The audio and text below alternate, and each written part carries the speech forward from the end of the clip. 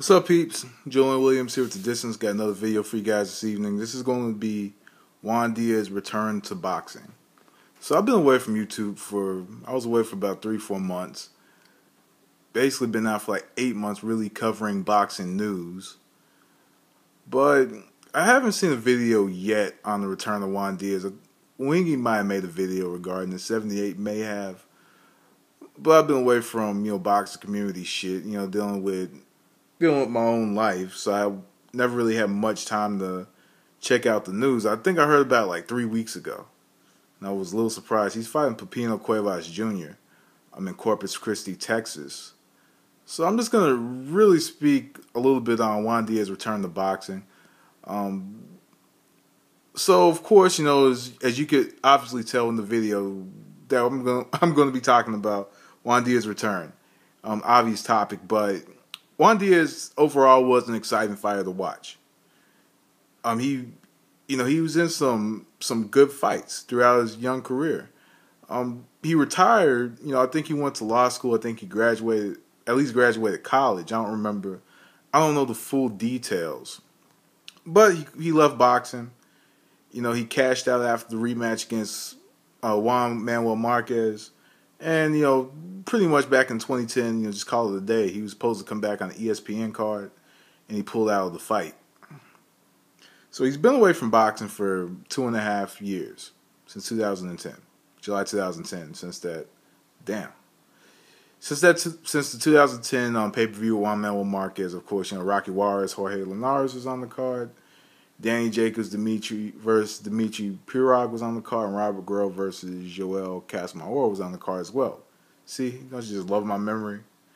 But so pretty much, that fight, it was a decent fight, but basically that was basically the end for Juan Diaz's career, and he went away. Now he's coming back. I think I heard him on commentary on Showtime or Fox Sports, and I don't remember where I heard him on. But, a return for Juan Diaz is interesting to me. He's 29 years old. He retired. Basically, he kind of retired about 3 years ago. And, kind of left the sport. And you would think, sometimes, a lot of the smarter fighters, when they feel as if they've done everything that they could do with their careers, then they just turn around, they leave the sport if they invest their money correctly. In this case, Juan Diaz went to college and then, I guess thought he was going to call it a day. So I guess, love of the sport brought him back rather than money. He's a smart dude, so I don't think he ran out of money and didn't come back. But I think that with Juan Diaz coming back, his return needs to be very well orchestrated.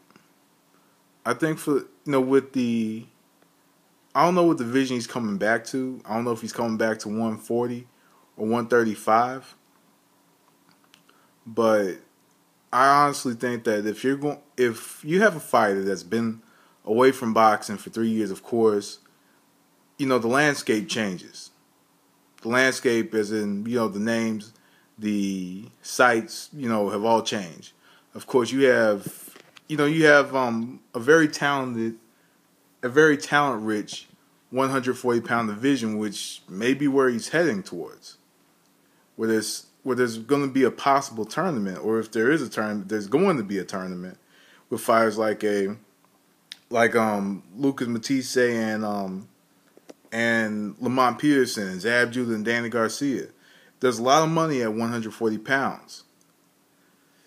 So what I would do with Juan Diaz if I'm his promoter, I'm going to put him in there in fights where he's going to win to get him some rounds. And I would do it for maybe a year and a half, 2 years. Slowly, instead of really just oversaturating him and shoving him down our throats, what I would do is just put him in fights, make him fight frequently, get him warmed up, and that will help him test the waters a bit.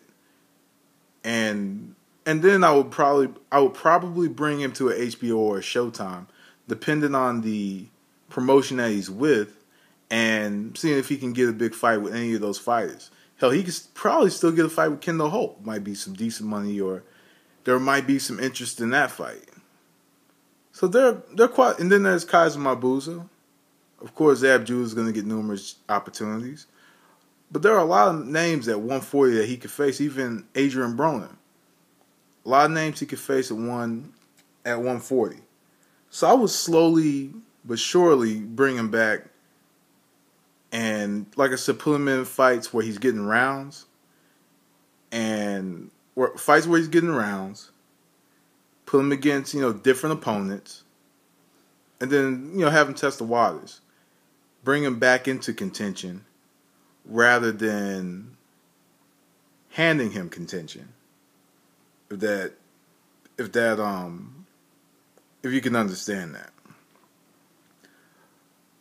Is it a good move for Juan Diaz to come back in the boxing after being gone for so long? I wouldn't say it's a bad move for him to come back, because it's not like he's coming back and he's demanding a fight with Amir Khan or a fight with Lamont Peterson. He's not demanding a title or anything. He's just coming back to the sport of boxing. I guess he's going to test the waters to see how this fight with Cuevas goes. With Cuevas Jr. goes.